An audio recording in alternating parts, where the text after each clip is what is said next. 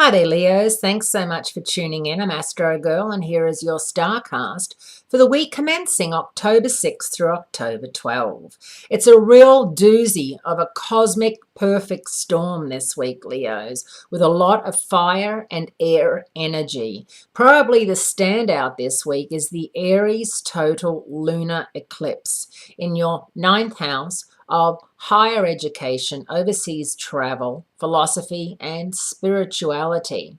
A lot of you are going to have some doubts this week, doubts about all sorts of things. Am I on the right path? Am I with the right person? Am I living in the right country? Am I living in the right house?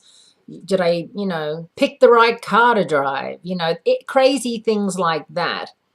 Remembering, of course, that Mercury is out of phase in Scorpio, your fourth house of home and family. So anything to do with home and family will be resolved. And over the weekend, Mercury backtracks and goes offline in Libra.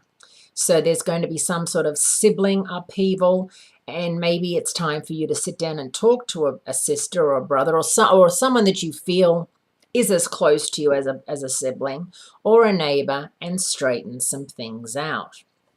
Now, Uranus, the planet of the unexpected and the planet of unpredictable and erratic events, is also in Aries, and it's going to be in direct opposition to the Libra sun.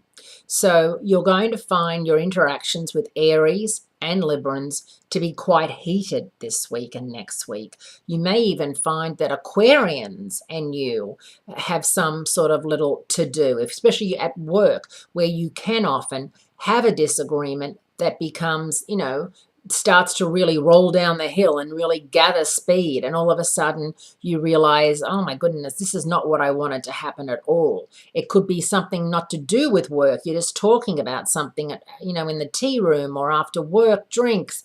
And it skyrockets and becomes this big thing. So try to remember that with Mercury out of phase and with an Aries total lunar eclipse, it's not a good time for you to be pushing buttons, because you won't like it if people are pushing yours. So you should not push other people's buttons. And you know exactly who I'm talking about too.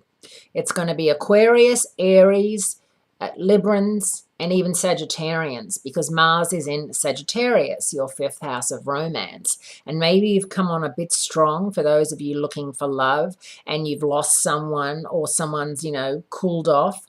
You're in the cooled off period because you've come on so strong and you've, chased them away. And that's all life lessons.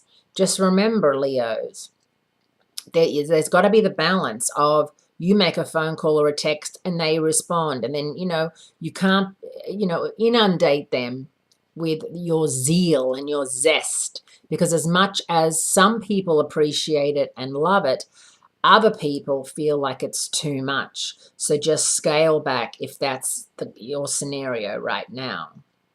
Have a great week, Leo. It's great speaking to you, and I look forward to speaking to you again next week.